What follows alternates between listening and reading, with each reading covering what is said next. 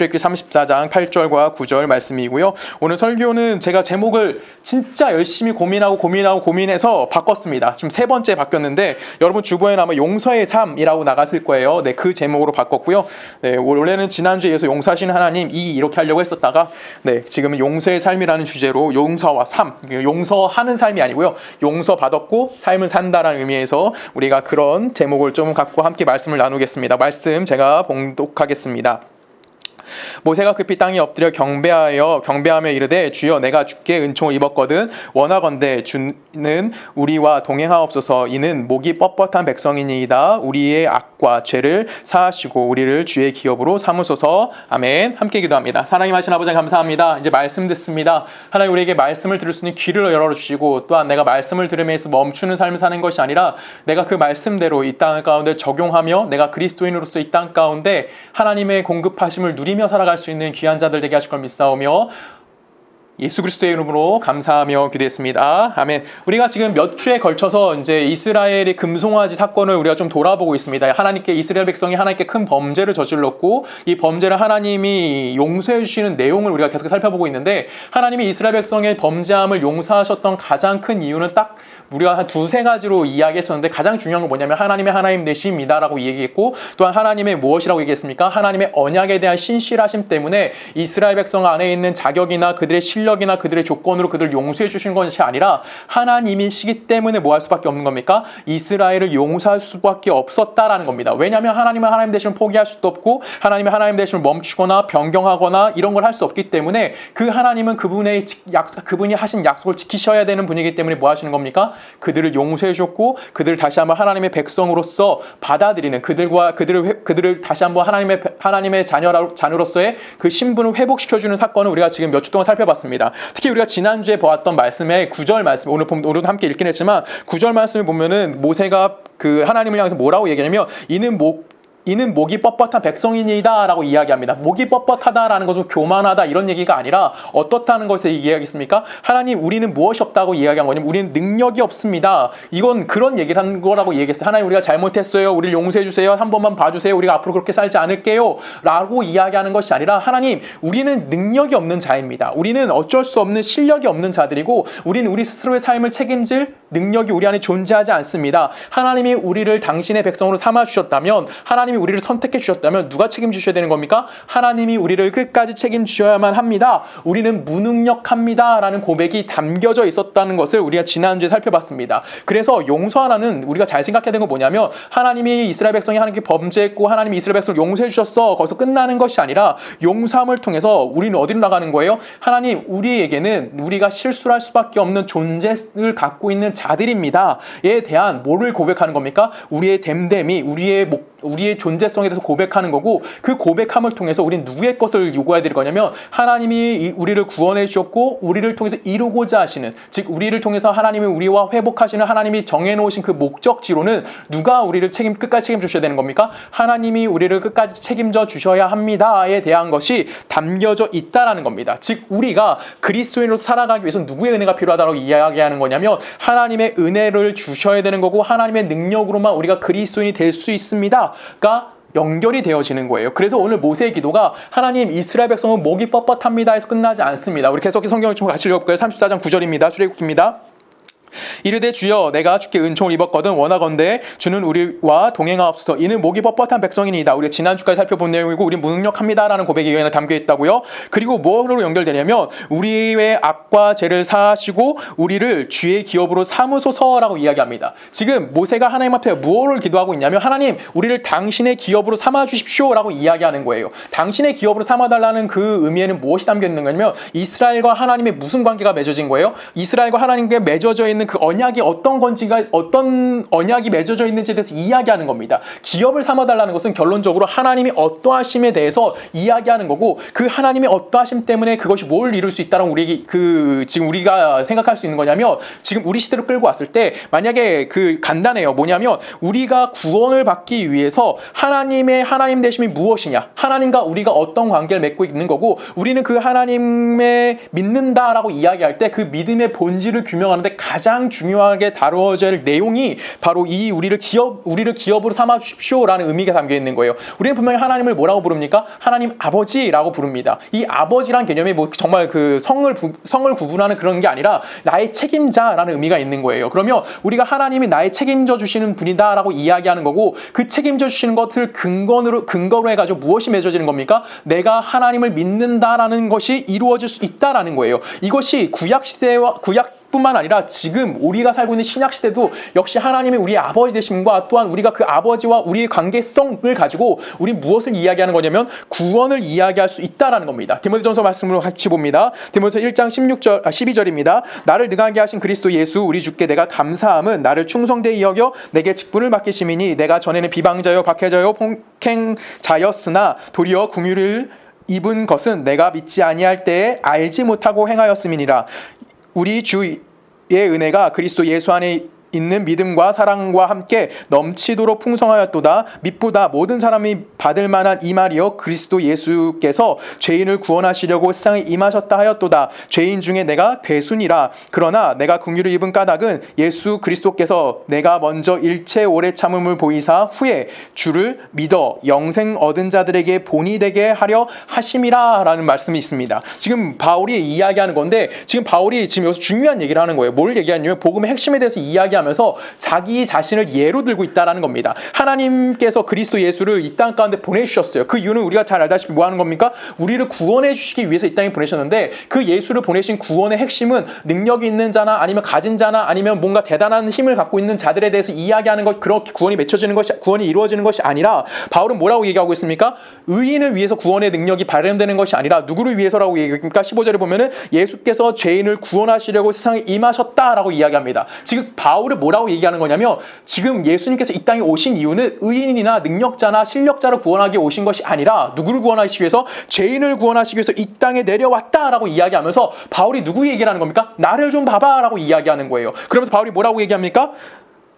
나는 죄인 중에 내가 괴순이라 라고 이야기합니다. 바울이 지금 나는 죄인인데 그 중에서 최고로 나쁜 놈이 누구다? 나 바울이야. 그냥 나를 봐봐. 나는 어떤 자였어? 라고 얘기합니까? 13절에 보면 내가 전에는 비방자고 박해자고 폭행자였다. 그런데 내가 은혜를 입었다라는 거예요. 왜? 예수님이 이 땅에 내려오신 이유가 나 같은 죄인을 뭐 하시기 위해서? 구원하시기 위해서 이 땅에 내려오셨다라고 이야기하는 거예요. 우리는 이 얘기를 어떻게까지 보냐면, 그렇지. 구원이라는 것은 분명히 하나님께서 우리를 사랑하셔서 우리의 죄를 용서해 주시기 위해서 예수 그리스도 이 땅에 보내주셨어. 그 보내주신 예수 그리스도를 믿어내는 거. 그리고 그 예수를 믿음을 통해서 내가 이제는 뭐 할 수 있다? 구원받았구나. 우리는 여기까지는 잘 생각합니다. 그런데 거기서 끝나는 것이 아니에요. 어떻게 되냐면 16절 말씀을 좀 읽어볼까요? 16절에 보면 다시 한번 이렇게 봅니다. 그러나 내가 긍휼을 입은 까닭은, 그러니까 내가 구원을 받은 까닭은 예수 그리스도께서 내가 내게 먼저 일체 오래 참을 보이사, 그러니까 예수님이 나를 기다리셨다는 거예요. 그 후에 주를 믿어. 여기까지는 다 우리가 지금 아는 얘기죠. 예수를 믿었어요. 그리고 나서 영생 얻은 자들에게 뭐가 되게 하셨다? 본이 되게 하셨다라고 이야기합니다. 즉 바울을 향해서 뭐라고 이야기하고 계시냐면, 너는 죄인이었어. 근데 너에게 내가 긍휼과 은혜를 베풀었고 그 은혜 때문에 너는 이제 뭐가 된 거야? 너는 구원받은 자가 됐어. 여기서 끝나는 것이 아니라 뭐가 되게 하시겠다고요? 모든 믿는 자들에게, 구원 얻은 자들에게 본이 되게 하시는 자리까지 뭘 올리시겠다는 거예요? 바울의 위치를 올리시겠다라는 거예요. 바울에게 하나님이 예수 그리스도를 통해서 뭔가 일을 맡기시겠다라는 겁니다. 이것이 구원이 가지고 있는 가장 큰 핵심이라는 거예요. 구원의 1차적인 은혜는 우리가 다 압니다. 뭡니까? 우리를 죄에서 구원해 주신 거예요. 우리에게 영생이라는 걸 허락해 주신 거고, 이제는 내가 하나님과 깨어진 관계 속에서 하나님과의 교제권이 생기는 겁니다. 그래서 이제 내가 담대함으로 하나님께 나아갈 수 있는 자가 되어지는 거예요. 우리는 여기까지의 구원이 너무 쉽게 생각합니다. 그런데 구원이라는 건 무엇입니까? 결론적으로 그것을 구원받음을 통해서 우리가 누구의 자리까지 올라가는 거예요? 하나님이 작정하시고 하나님이 계획하시고 하나님이 섭리하시는 그 일정한 자리, 쉽게 말하면 그리스도의 종되는 자리까지도 우리가 올라가게끔 만들어주는 것, 그것이 구원이 가지고 있는 또 하나의 목적이라는 거예요. 하나님이 우리를 창조해서 창조의 목적을 갖고 계셨고, 그 창조가 회복되는 하나님 백성의 자리까지 우리가 올라가게 만들어주는 것, 그것이 바로 무엇이라고 얘기하는 겁니까? 구원이라고 이야기하는 거예요. 그래서 바울이 뭐라고 얘기하는 거면, 나를 보라고 이야기하는 겁니다. 나는 죄인 중에 괴수였어. 그럼에도 불구하고 하나님이 나를 뭐로 삼으셨다고요? 그 은혜의 자리까지 나를 올리셨다라고 이야기하는 거예요. 다른 사람이 본이 될 수 있는 자리까지 나를 올리셨고, 그리스도의 종되는 자리까지 나를 그 자리에 쓸 수 있도록 만들어주셨어라고 얘기하는 거예요. 그래서 12절에 뭐라고 시작합니까? 12절에 보면 나를 능하게 하신 그리스도 예수 우리 주께 내가 감사함은 이라고 이야기하는 거예요. 예수에게 감사할 수밖에 없는 건 뭐예요? 나는 죄인이었지만 나를 당신의 종 삼아 주셨다라는 거죠. 그래서 뭐 할 수 있다는 거예요? 그리스도에게 감사할 수 있다라는 거예요. 근데 여기서 말하는 나를 능하게 하신 말씀이라고 나와요. 우리는 이 능하게 하시니라는 단어 때문에 약간 오해하는 경향이 좀 있습니다. 능하다라고 하면 왠지 모르게 우리가 하나님의 능력을 받아왔어. 그리고 하나님의 능력대로 내가 이 세상 가운데 슈퍼파워를 드러내고 내가 이 세상 가운데 뭐 어벤져스처럼 엄청난 능력을 베풀고 막 이런 걸 통해 세상 사람 주목을 받고 내가 세상을 구원하는 뭐 영웅적인 느낌을 갖을 수도 있어요. 근데 여기서 말하는 능력이라는 것이 무엇이냐라는 거예요. 이 능력은 무슨 능력입니까? 죄인을 구원하는 능력이에요. 그리고 구원받은 그 자를 뭐 하는 겁니까? 하나님의 목적에 맞도록 성장시키시는 또 하나의 능력이라고 이야기하는 거예요. 그래서 우리가 생각할 수 없는, 내가 생각하는 것보다 더 높은 차원의 하나님의 백성됨과 그분의 종되는 자리까지 우리를 올려놓으신 거예요. 그것이 무엇이라고 얘기하는 거냐면 그것이 바로 복음이다라고 이야기하는 거고, 복음은 바울이 그래서 뭐라고 얘기합니까? 하나님의 능력이다라고 이야기합니다. 우리 로마서 1장 16절 말씀 같이 읽습니다. 로마서 1장 16절 말씀. 내가 복음을 부끄러워하지 아니하노니 이 복음은 모든 믿는 자에게 구원을 주신 하나님의 능력이 됨이라. 먼저는 유대인에게요 그리고 헬라인에게로다 라고 이야기합니다. 바울이 지금 뭐라고 얘기합니까? 모든 믿는 자에게 구원을 주시는 하나님의 능력이 된다라고 이야기하는 거예요. 그러면 여기서 말하는 구원의 하나님의 능력은 뭐라는 걸까요? 모든 믿는 자에게 하나님 뭘 갖고 계시다는 거예요? 작정하셨고 구원의 은혜를 베푸셨어요. 그리고 베푸심을 통해서 거기서 끝나는 것이 아니라 하나님께서 그를 뭐 하신 겁니까? 그를 통해서 이루고자 하시는 하나님의 섭리와 하나님의 작정과 하나님의 의지를 통해서 그 목적지까지 뭘 하시겠다는 거예요? 올려다 주시겠다라고 이야기하는 거예요. 이거는 우리가 쉽게 생각하면 바로 이겁니다. 오늘 본문대로 생각하면 이거예요. 하나님께서 이스라엘 백성에게 구원이란 은혜를 베풀어 주셨습니다. 출애굽을 시키셨고, 출애굽 받은 이스라엘 백성이 어디로 올라간 겁니까? 광야, 그렇죠? 시내산, 였죠?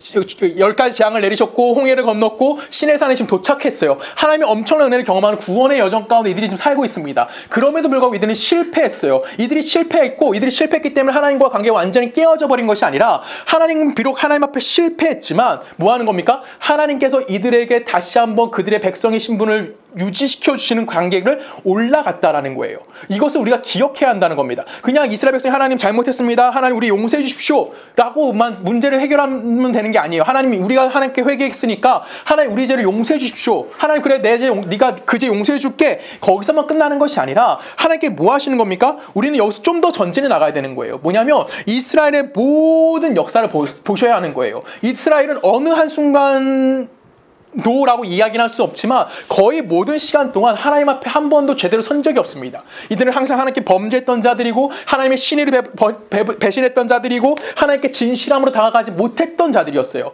그런 그들에게 하나님이 뭘 찾아오신 겁니까? 긍휼과 사랑을 갖고 그들을 찾아와 주셨어요.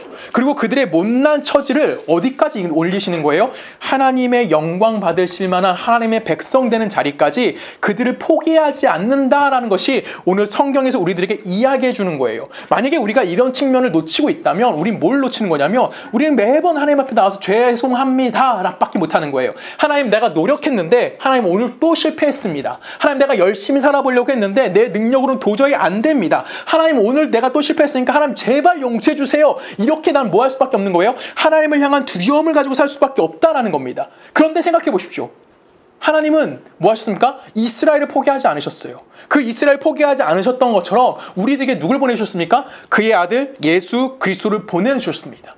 그리고 예수를 보내심을 통해서 우리를 구원해 주셨어요. 그리고 구원하셔서 우리를 고아처럼 내버려 두신 것이 아니에요. 그래 너 구원받은 거지 네가 앞으로 잘 살아봐 이렇게 얘기한 것이 아니라고요. 어떻게 하셨습니까? 예수와 우리를 하나 되게 묶어주셨다라는 거예요. 그래서 우리가 묶여져 있기 때문에 우리의 머리 대신 예수 그리스도를 통해서 우리가 어디까지 올라갈 수밖에 없는 거예요. 예수와 동일한 높이까지 우리가 올라가는 자가 되는 거예요. 그리스도와 우리는 한 몸을 이뤘기 때문에 예수의 죽음이 나의 죽음이 되는 거고, 예수의 부활이 나의 부활이 되는 거고, 예수의 영광받는 모습이 내가 영광받는 모습이 될 수밖에 없는 그 과정으로 우리를 뭐 하는 겁니까? 우리를 불러내 주셨다라는 거예요. 우리가 만약 이 사실을 이해하지 못한다면 우리는 끊임없이 뭐 할 수밖에 없는 거예요? 부정적인 신앙생활을 할 수밖에 없는 거예요. 왜요? 어떤 걸 부정할 수밖에 없어요? 부정적일 수밖에 없어요. 내가 못하잖아요. 여러분 잘 사십니까? 여러분 그리스도인답게 사십니까? 못 살죠. 금요일 날인가 토요일 날인가 뉴스가 하나 나왔어요. 그쵸? 뭐 그루밍 성폭행하는 목사 징역 7년. 이게 또 인터넷에서 한참 많이 나왔습니다. 목사들을 비판할 수밖에 없는 거예요. 쌍의 기준으로 손가락질할 수밖에 없다고요. 근데 교회는 그런 것이 아니라고요. 교회는 뭡니까? 예수 그리스도가 머리 된 거고 하나님이 포기하지 않았기 때문에 예수와 우리를 연합체로 묶어놓으신 거예요. 그래서 예수님 때문에 우리는 결론적으로 어디 갈 수밖에 없어요? 하나님의 영광이 받으신 그 자리까지 성장할 수밖에 없는 거예요. 하나님의 영광이 찬양이 되는 자리까지 우리를 올려놔 주시는 것, 그것이 무엇입니까? 그것이 바로 하나님의 능력, 복음의 능력이다라고 이야기하는 거예요. 바울은 계속해서 이렇게 얘기해요. 빌립보서 4장 10절로 갑니다. 내가 주 안에서 크게 기뻐함은 너희가 나를 생각했던 것이 이제 다시 싹이 나미니 너희가 또한 이를 위하여 생각은 하였으나 기회가 없었느니라 라고 이야기합니다. 지금 이 얘기는 간단합니다. 무슨 얘기를 하고 있냐면 지금 로마 감옥에 갇혀있는 바울을 지금 누가 온 거니? 면회로 온 거예요. 이 빌립보서의 배경이 그겁니다. 면회로 온 빌립보 교인들이 바울을 위로하러 온 거예요. 그걸 보고 지금 바울이 뭐라고 얘기하는 거야? 우와, 내가 너희를 위해서 이제 뭔가 심었던데 그것이 이제 열매 맺는 게 보이는 것 같아. 너희들이 나의 고통을 이해해 주는구나. 너무나 고마워 라고 이야기하는 겁니다. 그런데 중요한 게 나와요. 우리 그 다음 성경 구절 읽어볼까요?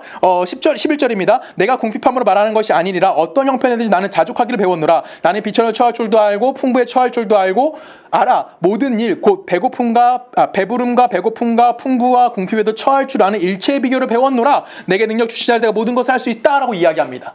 자, 지금 바울이 뭘 고백하는 거냐면 빌립보에 살고 있는 교인들이 자기에게 신방 온 거예요. 엄밀히 따지면 로마 감옥에 갇혀있는 자기를 위로 차왔어요. 근데 지금 그들을 향해서 바울이 왜 고맙다라고 이야기하는 거냐면 너희들이 내 어려운 형편과 내 고통에 이해해주고 나를 위로해줘서 와서 너무 땡큐해 라고 이야기하는 것이 아니라는 거예요. 그것이 아니라 나는 뭐라고요? 우리 11절 말씀 다시 해볼까요? 내가 궁핍함으로 말하는 것이 아니라 나는 뭐 하기로 했다? 나는 자족하기를 배웠다라고 이야기하는 거예요. 그래서 나는 배불러도 되고 나는 배고파도 되고요. 아니면 나는 뭐 풍부해도 되고 나는 궁핍해도 돼요. 어떤 건 상관없이 나는 뭐 하기 배웠어요? 나는 자족하는 것을 일체의 비결을 배웠다라고 이야기하는 거예요. 그것이 누굴 통해서 왔다고 얘기합니까? 내게 능력 주시는 자 안에서 라는 표현이 나오는 거예요. 내게 능력 주시는 자는 예수 그리스도를 이야기합니다. 즉 나는 예수 그리스도 안에서 뭐 할 수 있다는 거예요. 배고플 수도 있고 배부를 수도 있다는 거예요. 나는 풍요로울 수도 있고 나는 가난할 수도 있다는 겁니다. 근데 그것은 아무런 문제되지 않는 거예요. 왜? 예수만이 나에게 예수만이 세상에 나에게 공급할 수 없는 그 특별한 무언가를 주실 수 있는 유일한 분인 것을 누가 깨달은 거예요? 바울이 깨달았다라는 거예요. 지금 바울이 그래서 지금 뭐라고 얘기하는 거냐면 난 너무나 고마워라고 얘기하는 거예요. 근데 우리는 이 내게 능력 주시는 자라는 단어만 똑 띄워오죠. 그리고 이 능력이라는 것을 어떻게 해석하려고 하죠? 세상적인 능력을 해석하려고 그래요. 그래서 이 능력을 가지고 우리는 뭐 해야 되는 겁니까? 내가 부자가 된다던가 내가 뭔가 대단한 일을 좀 얻어내고 싶은 거예요. 아니면 좀 신앙이 좋다라고 이야기하는 사람은 그게 아니야. 그렇게 이야기는 하지만 엄밀히 따지면 그 사람의 기도를 자세히 들어보십시오. 그러면 예수의 능력을 갖고 와서 세상을 좀 억압하고 그 세상에 짓눌린 틈을 타서 내가 무언가 얻어낼 수 있는 그런 하나님의 능력, 그걸 우리는 뭐라고 얘기합니까? 그것이 예수가 우리에게 주어야 되는 능력이길 솔직히 다들 원하고 있다라는 거예요. 근데 성경은 우리에게 그거를 뭐 하지 말라는 거예요? 예수의 능력을 거기에 제한시키지 말라는 거예요. 바울이 지금 로마 감옥에 있습니다. 로마 감옥에서 바울은 뭐 할 수밖에 없는 거예요? 죽을 수밖에 없는 상황입니다. 이제 곧 내가 언제 죽을지 모르는 상황이에요. 그런데 빌립보 교인들이 자기를 신방 왔어요. 너무나 감사해요. 근데 그들을 향해서 바울이 뭐라고 얘기냐면 너희들이 온 신방이 나를 기쁘게 한 것이 아니라 내게 능력 주시는 자, 즉 예수 그리스도로 말미암아 나는 이 세상의 그 무엇보다도 어떤 것보다도 난 뭐 할 수 있어? 이제는 내가 그 안에서 기뻐하고 자랑할 수 있어. 이것이 바로 복음의 능력이야. 너희들이 그것을 함께 나와 나눌 수 있어서 나는 너무나 행복해 라고 지금 바울이 우리들을 향해서 이야기해주고 있는 거예요. 즉 이 세상 그 어떤 것들도 내가 예수 그리스도와 관계를 맺음을 통해서 그 관계를 끊어낼 수 없고 끊어내지 못하기 때문에 예수만이 공급할 수 있는 그 어떠한 것, 그것이 나에게 무엇이 될 수 있다는 거예요? 이 세상의 것과 비교되지 않을 정도로 강하고 또한 그것이 나의 삶을 하나님께로 인도해 주실 것이라는 데서 이해해주고 있다는 겁니다. 근데 우리는 또 이런 설교를 하면 또 이렇게 오해를 하는 경우가 생겨요. 뭐냐면 맞아, 세상의 거는 나에게 아무런 능력을 줄 수 없기 때문에 뭐 할 수밖에 없는 거야? 그럼 나는 세상을 등지거나 아니면 세상을 뭐 할 수 있어? 도망쳐서 내가 어디 정말 현실 도피적인 마음을 먹고 정말 기도원에 들어가서 기도나 하고 내가 예수님이 이 땅에 올 걸 기도하면서 살아야지 라고도 생각할 수도 있습니다. 하지만 성경은 우리들에게 그렇게 이야기하지 않죠. 분명히 우리들에게 이야기하는 건 뭡니까? 우리는 우리의 인생을 열심히 잘 살아야 하고요. 또한 내게 주어진 걸 뭐 하는 겁니까? 즐길 수 있어야 되는 거예요. 그것이 바로 예수 믿는 자의 책임인 거고요. 예수 믿는 자의 권리인 거예요. 즐겁고 행복하게 살 수 있는 권리가 우리 안에 있는 거고 그것이 바로 우리의 특권이다라고 이야기하는 거예요. 그렇지만 신앙의 목적이 거기에 있는 건 아니라고 이야기하는 겁니다. 우리는 이 세상 가운데 분명히 내가 노력하면서 내가 얻을 수 있는 걸 얻으면 살아야 되는 거예요. 그 안에 기쁨을 누릴 수도 있어야 돼요. 돼요. 내가 계획했고 그것을 청취함을 통해서 아, 내가 이뤄낼 수 있구나라는 걸 느낄 수도 있어야 되는 겁니다. 그 모든 것들은 기독교에 허락되어져 있는 거예요. 근데 그것만 내가 그것만 하나님을 믿는 자로서 얻어내려고 하는 것이 잘못되었다라고 이야기하는 거예요. 왜 그러냐면 복음이라는 것은 날 뭐 하는 거예요? 내가 부족하고 내가 나약하지만 뭐 할 수 있어요? 하나님이 요구하는 자리까지 내가 올라갈 수 있다라고 이야기하는 거예요. 우리가 왜 이런 얘기를 하냐면 우리가 이런 실수를 너무나 많이 해요. 어떤 실수냐면 쉬운 예를 들면 이거예요. 제가 오늘 저희 집사람이랑 만약에 4시에 약속이 있다고 칠게요. 지금 3시가 좀 지났어요. 이제 좀 급해진 거죠. 그래서 예배를 뭐 3시 50분에 마쳤다고 칩시다. 3시 50분에 맞추고 이제 집사람 만나기 위해서 4시까지 가야 돼요. 차를 끌고 막 가는데 기도를 하죠. 어떤 기도 할까요? 하나님, 길이 하나도 안 막히게 해주십시오. 하나님, 신호등이 하나도 안 걸리는 은혜를 베풀어 주십시오. 라고 기도했어요. 그래서 정말 말도 안 되게 여기서 이 남부순환로를 쭉 지나가면서 길이 하나도 안 막히는 거예요. 신호등 하나도 안 걸렸어요. 집에 도착했는데 10분 만에 도착했어요. 약속을 잘 지켰습니다. 그럼 저 집사람한테 뭐라고 얘기할까요? 글쎄, 내가 오늘 기도하면서 왔는데 하나님이 내게 은혜를 베풀어 주셨어. 그래서 신호등이 하나도 안 걸렸어. 하나님 내 기도에 다 뭐 해주셨어? 응답해 주셨어. 하나님 나 땡큐해. 막 이렇게 얘기하는 거. 그렇지 않다라는 거예요. 이런 걸로 하나님의 능력을 제한하지 말라라는 거예요. 이거는 맞아요. 하나님 기도 들어준, 하나님의 응답이라고 이야기할 수 있어요. 근데 그것을, 이런 말씀이 좀 그렇긴 하지만 저는 우연이라고 봅니다. 왜요? 그거는 어떤 사람들이 기도, 간절한 마음에서 그렇게 되는 사람은 자기 상황에 맞춰서 그걸 다 끼워 맞출 수 있는 거예요. 꼭 예수 믿는 사람만 신호 안 걸고 갈 수 있나요? 저랑 같이 출발하는 사람은 다 신호 안 걸고 갈 수 있는 거잖아요. 그렇죠. 저에게만 이루어지는 것이 아니에요. 우연적으로 이루어질 수 있는 일이라는 거예요. 하나님의 능력을, 예수 그리스도의 능력을 그런 것으로만 하지 말라라는 거예요. 그래서 그런 것을 제발 다른 사람들 앞에서 내가 이런 것 했더니 하나님이 내게 이렇게 응답해 주셨어 라고 이야기하지 말아야 한다라는 거예요. 왜? 하나님이 우리에게 하시는 목적은 신호등 안 걸리는 게 있는 것이 아니에요. 약속 시간 잘 지키게, 내가 너 지켜줄게 라는 데 있는 것이 아니에요. 어디? 그리스도의 장성한 분량에까지 하나님이 우리에게 계획하시고 우리에게 목적하신 그 현장까지 우리를 뭐 하시는 겁니까? 우리를 세워주시는 거예요. 이 세상의 가치가 우리를 거기로 끌고 갈 수 없기 때문에 하나님이 우리를 뭐 하시는 겁니까? 이끌어 주시는 거고 그 자리에 우리를 세워주시는 거예요. 세상적인 기준으로 하나님의 능력을 제발 제한하지 마십시오. 우리가 제일 많이 실수하는 게 바로 거기 있는 거예요. 그래서 우리는 뭐 할 수 없는 거예요?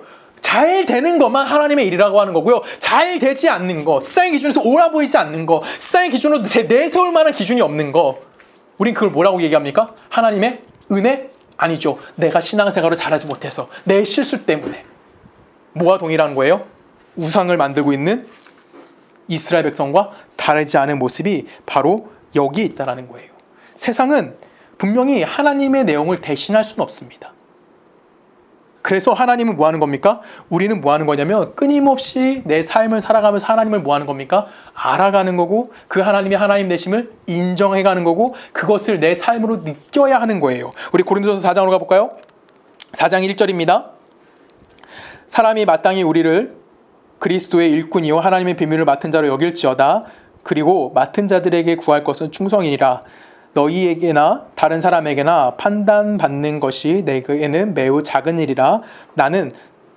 나도 나를 판단하지 아니하니 내가 자책할 아무것도 깨닫지 못하나 이로 말미암아 의롭다함을 얻지 못하노라. 다만 나를 심판하실 이는 주시니라. 그러므로 때가 이르기 전 곧 주께서 오시기까지 아무것도 판단하지 말라. 그가 어둠에 감추인 것들을 드러내고 마음의 뜻을 나타내시리니 그때에 각 사람에게 하나님으로부터 칭찬이 있으리라 라고 나옵니다. 지금 뭐라고 얘기하고 있습니까? 세상을 사는 동안 우리에게 일어나는 일을 가지고 그 사람을 뭐 하지 말라? 판단하지 말라라는 거예요. 언제까지? 예수님이 오실 때까지. 바울도 지금 너희들이 날 판단하는 거 중요하지 않아 라고 이야기해요. 왜 바울이 이런 얘기를 했냐면 이 고린도전서의 배경이 뭐냐면 고린도 교회는 특징이 그거였어요. 뭐냐면 돈 많은 사람도 많았고요. 지식인도 많았고요. 그 다음에 은사가 진짜 엄청 많았던 교회가 어디냐면은 바로 이 고린도 교회였습니다. 그런데 이 사람들이 지식이 어떤 지식이었냐면 너희들이 유일하신 하나님의 백성이라면 하나님의 종이라면 너희를 향한 하나님의 특별한 무언가가 이 세상 가운데 보여줘야 돼 라는 것이 이들이 갖고 있었던 거예요. 바울을 향해서 이들이 공격했던 건 뭐냐면 네가 하나님의 종이야. 그러면 하나님의 종의 모습으로서 우리들에게 자랑할 만한 것이 무엇인지 이야기 좀 해봐 라고 이야기한 거예요. 그때 바울이 뭐라고 얘기했을까요? 바울이 이렇게 얘기합니다.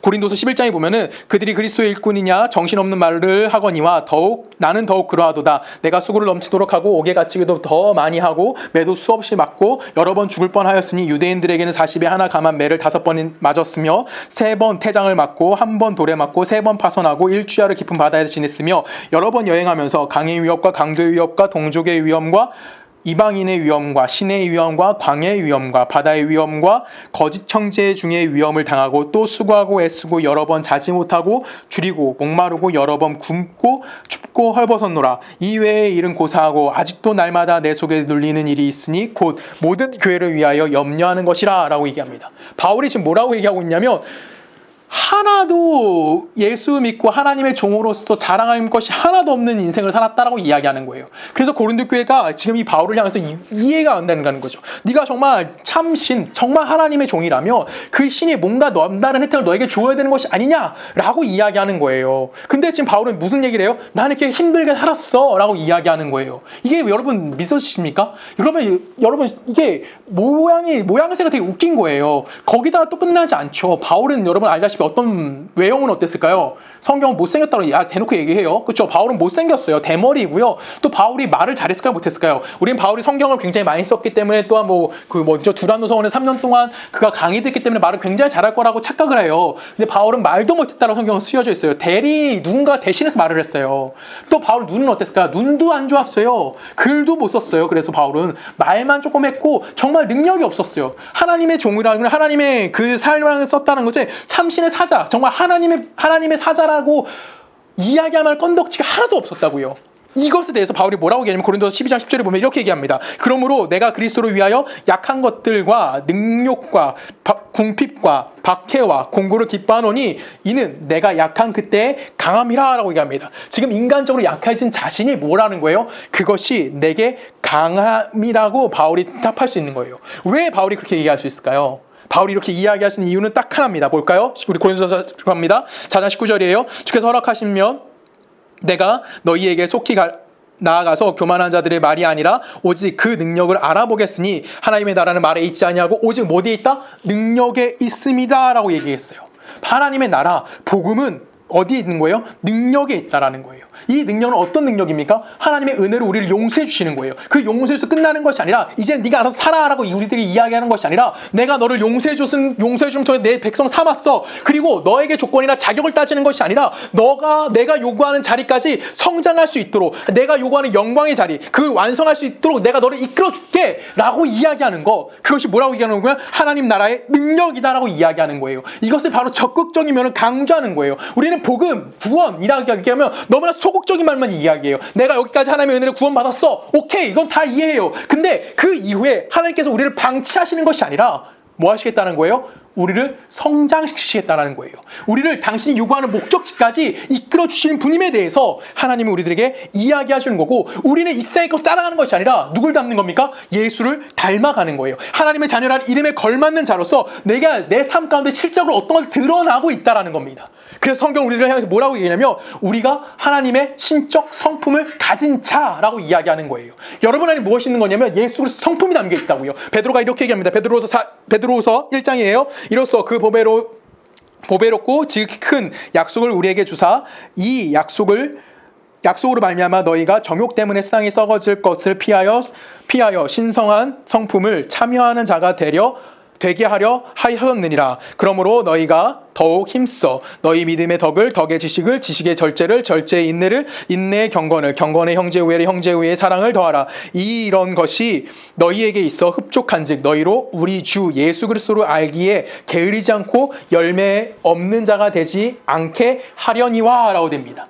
지금 뭐라고 얘기하는 거예요? 우리가 생각하는 윤리와 우리가 생각하는 도덕보다 더 높은 차원의 하나님의 것으로 우리가 뭘 이루어진 거예요? 그 신성한 성품에 참여한 자가 되게 함을 통해서 우리에게 무엇이 맺히게 만들겠다고요? 열매가 맺히게 만들겠다는 거예요. 그것이 뭐예요? 우리가 잘 아는 성령의 9가지 열매, 사랑, 희락, 화평, 오래 참음, 자비, 양성, 충성, 온유, 절제, 이런 것이 내 안에서 뭐 하는 거예요? 이 세상에 맺어질 수 없는 것을 내 안에서 맺어지게 만들어주겠다는 거예요. 열매 없는 자같이 되지 않게 만들어주겠다라고 성경은 우리에게 분명히 얘기하는 거예요. 왜요? 세상은 어떤 것이었어요? 세상은 사람과 싸워서 이기는 거라고 이야기해요. 약육강시라고 얘기해요. 세상은 남과 비교해서 더 나은 것이 그것이 열매다라고 우리들에게 이야기하는데 성경은 우리에게 그렇게 얘기하지 않아요. 기독교 신앙은 뭘 얘기해요? 남보다 나은 것을 강조하는 것이 아니라 내가 남을 바라봄을 통해서 나의 나됨을 깨닫는 거, 나의 연약함을 깨닫는 거. 그것이 무엇입니까? 바로 기독교가 갖고 있는 신앙이라는 거예요. 근데 기독교 교회 가면 여러분 솔직히 그러십니까? 우리는 너무나 당황해요. 교회에서 우리는 어떤 걸 봅니까? 다른 사람들과 자꾸만 비교를 해요. 그리고 그 비교함을 통해서 우리는 뭐 하려고 하죠? 그 누군가를 정죄함을 통해서 내가 저 사람보다 낫다라는 이야기를 꼭 하고 싶어 하죠. 제가 여러분들에게 권하고 싶은 다큐멘터리가 하나 있어요. 권하고 싶진 않아요. 솔직히 안 봤으면 좋겠어요. 근데 뭐 지금 성경부 시간에도 얘기했으니까 CGN TV에서 나온 다큐멘터리인데 안녕하세요 하나님이 아니에요. 저는 안녕하세요 하나님이라는 제목인 줄 알고 봤더니 안녕히 계세요 하나님이에요. 그러니까 교회를 떠난 사람들이 왜 떠났는지에 대해서 이야기하고 그들이 당당하게 이야기할 수 없는 하나님을 다시 한번 믿고 싶은데 교회는 못 나가겠다는 거예요. 그리고 그들이 했던 얘기의 핵심은 뭐냐면 너 같은 거는 교회 올 필요 없어. 넌 하나님이 버렸어. 네가 그렇게 살아서 하나님 너 사랑하지 않아. 너는 우리와 함께 할 수 없어. 교회는 이런 곳이 아니라고요. 그들은 그렇게 상처 입고 교회를 나가지 못하는 거예요. 하나님은 알겠는데, 하나님은 믿는데 용기가 안 나는 거예요. 그 사람과 비교했을 때 나는 아무것도 못한 자가 되는 거예요. 하나님이 널 버렸어. 그러면서 자기가 그들보다 나으려는 모습을 자꾸만 보여주는 거예요. 여러분, 우리가 교회에 왔다는 거는 우리의 뭘 인정하는 걸까요? 우리의 무능력함을 인정했기 때문에 내가 능력 없고 그리스도의 은혜로 구원받았기에 그거를 인정했기 때문에 교회에 와서 앉아있는 거예요. 그러면 교회 안에 있는 모든 사람들은 뭘 인정한 거예요? 자기 자신의 무능력함을 인정한 자들이에요. 자기 자신의 실력 없음을 인정한 자들이라고요. 그런 자들끼리 모여서 뭐 하는 거예요? 서로 또 비판해요. 내가 너보다는 나은 것 같아. 내가 너보다는 의로운 것 같아. 내가 너보다는 정직하게 사는 것 같아. 내가 너보다 하나님께 더 사랑받는 자인 것 같아. 우리 입에서 무슨 고백만 나와야 됩니까? 나는 예수 그리스도의 십자가밖에 없습니다만 나오면 돼요. 예수 그리스도의 무한한 은혜 안에 내가 살아갑니다라는 고백만 나오는 것이 교회여야 되는 건데 우리는 뭐 하고 있습니까? 내 잘남을 드러내고 다른 사람을 정죄합니다. 우리는 하나님뿐입니다. 나는 예수님뿐입니다. 이것이 교회 안에 있어야 하는 거예요. 그걸 통해서 우리는 뭘 발견하는 겁니까? 나의 부족한 모습을 발견하는 거예요. 바울이 이야기한 거죠. 내가 이런 모든 고난을 다 당해봤는데 나의 연약함이 뭘 드러낸다? 하나님의 강함으로 드러날 수 있다라는 것을 우리들에게 이야기하는 거고 우리는 그 고백을 했기 때문에 힘겹게 지금 이 교회라는 곳에 모여서 함께 예배할 수 있는 거예요. 그래서 교회 안에서 뭘 하면 안 되는 거예요? 누군가를 향해 정죄할 수 없는 겁니다. 누군가를 향해서 비판할 수 없는 거예요. 왜? 그 사람이나 나나 다 무능력한다는 걸 인정하고 이 자리에 와서 예배하고 있기 때문에 그렇다는 거예요. 우리가 지난주에는 구원에 관련된 소극적인 면을 봤어요. 우리는 죄인일 수밖에 없었고 하나님이 하나님 되신 거 하나님이 신실하신 때문에 우리는 뭐했다? 구원받았다. 이번 주에는 뭔 얘기입니까? 우리 안에 적극적 신앙생활 속에서 구원의 적극적인 면, 쉽게 말하면 하나님의 요구하시는 목적지가 무엇이고 그걸 어떻게 이루어져 가야 되는지에 대한 이유가 필요한 거예요. 우리는 신앙생활에서 적극성을 과연 얼마나 갖고 있을까요? 여러분 솔직히 일주일 신앙생활 했습니다. 그렇죠? 월요일부터 오늘까지, 어제까지라고 할게요. 6일 동안 우리는 세상에서 신앙생활을 얼마나 하셨습니까? 여러분 신앙생활의 신자는 꺼내보셨습니까? 성경을 내가 예를 드는 거예요. 뭐 그 신앙생활이라고 하지만 여러분 정말 세상에서 얘기하듯이 뭐 성경을 펴놓고 기도하고 막 이런 거 해보셨습니까? 큐티 해보셨어요? 누군가의 복음을 전해보셨나요? 아니면 내가 정말 하나님의 백성으로 살기 위해서 노력을 해보셨나요? 아니죠. 해본 적이 없을 수도 있어요. 아니면 어떤 사람은 진짜 피 터지게 했을 수도 있습니다. 자, 근데 여기서 질문. 성공하셨습니까? 뭐 신앙의 신자도 안 그런 사람은 뭐 성공 얘기도 할 필요도 없고 노력했는데 내가 신앙인으로서 잘했을까요? 여러분 세상의 모든 걸 끝까지 한번 우리 평생을 한번 놓고 이야기해 볼까요? 제가 이제 41살입니다. 41년 신앙생활을 해왔어요. 모태신앙이니까. 성공하고 자랑할 만한 게 뭐가 있을까요? 한계는 있을까요? 제가 죽을 때까지 10개 정도는 내가 자랑할 만한 것이 생길 수 있을까요? 우리는 없어요. 그래서 교회에 와서 우리는 하나님 앞에 뭘 하는 겁니까? 하나님, 나 오늘도 실패했어요. 저는 잘한 것이 하나도 없습니다. 하나님, 당신의 능력이 내게 임해야 됩니다. 여기까지 가야 되는 거예요. 근데 우리 맨날 어디만 멈추죠? 하나님, 잘못했어요. 그리고 난 뭐 하는 거야? 아, 난 불가능한가 봐. 나는 거기서 좌절하고 거기서 도망갑니다. 하지만 여러분 기억하셔야 되는 게 하나 있는 거죠. 우리에게 능력이 없어요. 당신의 능력이 나에게 임하셔야 되는 거예요. 성경이 우리에게 그걸 가르치는 겁니다.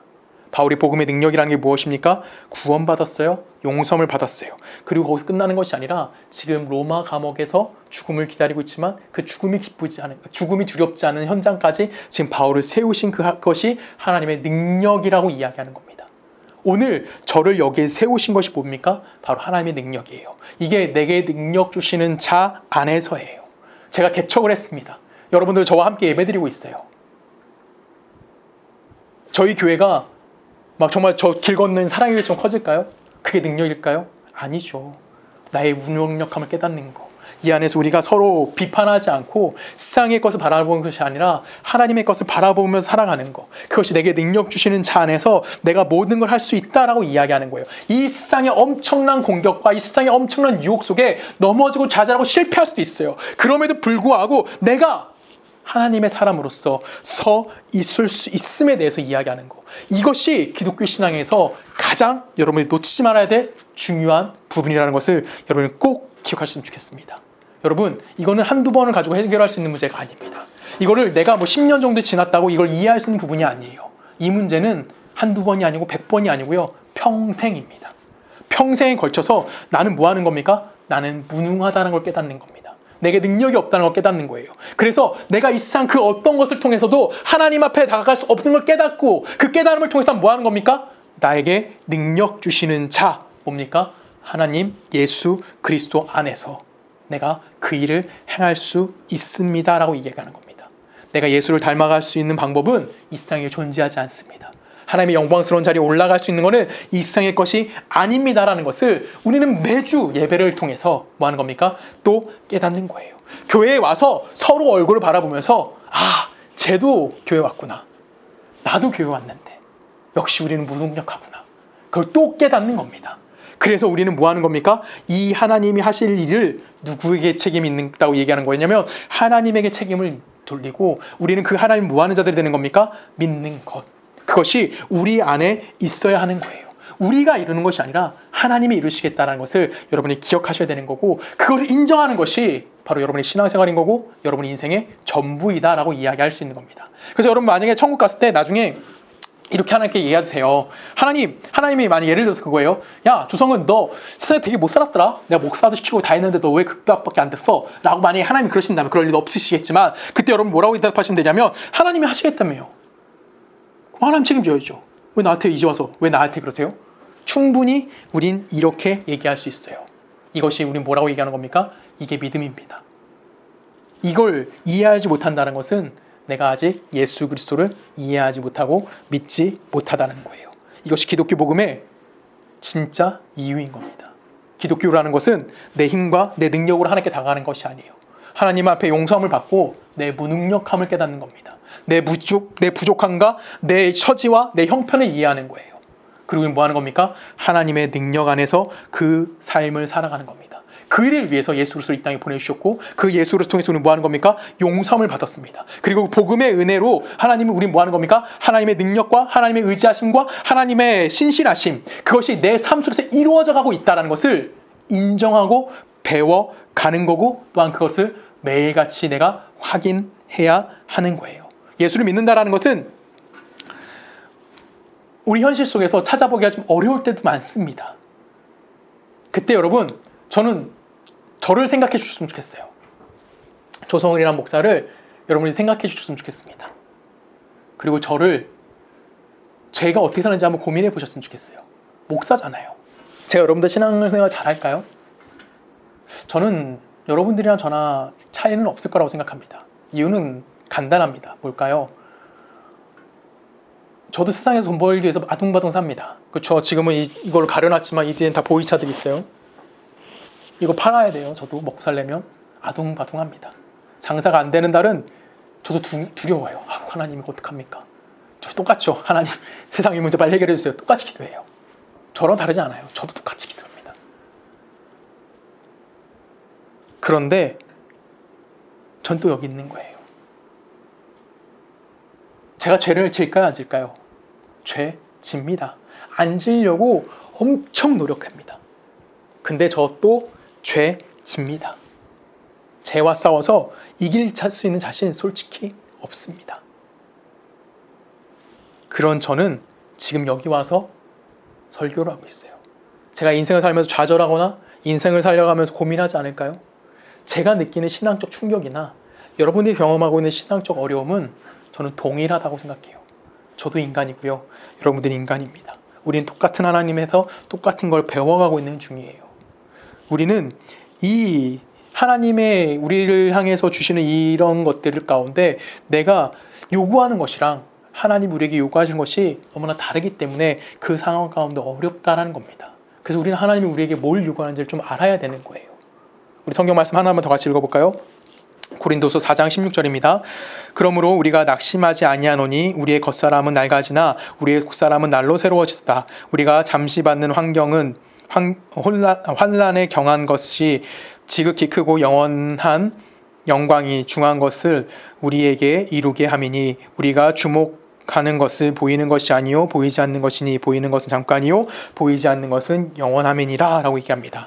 우리는 뭘 보는 자들입니까? 영원한 것을 보는 겁니다. 근데 우리는 세상 속에서 이 세상을 살아가는 동안에 이 세상이 전부인 양 여기에 내 감각과 내 관심과 내 요구를 다 담아가며 살고 있어요. 그래서 우리가 힘든 겁니다. 우리는 뭘 바라보는 겁니까? 영원한 걸 바라봐야 되는데 우리는 영원한 걸 보지 않고 내가 살아생전에 내가 누릴 수 있는 것들을 다 누리면서 살아가는 거. 그래서 우리는 시험 가운데 빠지는 거예요. 우리는 그 혼란 가운데 빠질 수밖에 없다고요. 근데 그것 가운데 내가 뭐 하는 겁니까? 좌절되고 넘어지지만 우리는 뭐 하는 거냐면 예수 그리스도의 은혜 안에서 뭐 하는 겁니까? 다시 한번 일어나는 거예요. 그 넘어진 것 가운데 우리는 믿음을 도입시키는 겁니다. 아, 내 스스로 하는 게 아니구나. 나는 그리스도의 장성한 분량까지 뭐 하는 거예요? 성장시키는 하나님의 은혜가 있구나. 오늘 하나님이 나를 여기까지 성장시키셨고 오늘 나를 여기까지 인도하셨구나 라는 고백을 하는 겁니다. 그것이 주는 그리스도 살아계신 하나님의 아들인 거고 내가 예수를 믿는다라는 고백으로 지금 내가 여기 있는 거예요. 그리고 지금 이 자리까지 온 거고요. 앞으로 하나님의 영광된 자리까지 이루실 것이라는 것을 내가 믿는 겁니다. 이것이 왜 가능합니까? 하나님은 하나님이시고요. 하나님은 언약에 신실하신 하나님이기 때문에 우리를 복된 자리로 인도하신다는 사실을 여러분들이 꼭 기억하시면 좋겠고 그 은혜 안에서 이번 주 한 주간 승리하실 수 있는 여러분 되기를 주님의 이름으로 부탁드립니다. 함께 기도하십니다. 사랑하는 하나님 아버지 하나님 감사합니다. 하나님이 우리를 사랑하시기에 우리는 오늘 또한 나의 부족함과 나의 나약함을 발견합니다. 그리고 그 자리에 실패하고 그 자리에서 좌절하고 그 자리에서 실망할지라도 다시 한번 내가 예수 그리스도의 믿음을 가지고 다시 한번 일어나 하나님 앞에 나아갈 수 있는 자들 되어지게 하여 주시옵소서. 오늘의 실패함을 통하여 내가 좌절하는 것이 아니라 오늘의 실패함을 통하여 하나님 나의 무능력함과 나의 나약함을 인정하게 하시고 내 힘과 내 열정이 아닌 예수 그리스도의 복음의 능력으로 내가 이 땅을 살아갈 수 있는 영원한 하나님 나라를 바라볼 수 있는 귀한 자가 되게 하여 주시옵소서. 이제는 우리 주 예수 그리스도의 은혜와 성부 하나님의 사랑과 성령님의 내주되심이 지금 이 시간 하나님을 의지하며 하나님의 말씀에 순종하며 하나님이 이루실 그 목적지를 향하여 오늘을 살아가고 있는 모든 성도님들 마음속에 지금부터 영원히 함께 하시기를 간절히 축원하옵나이다. 아멘.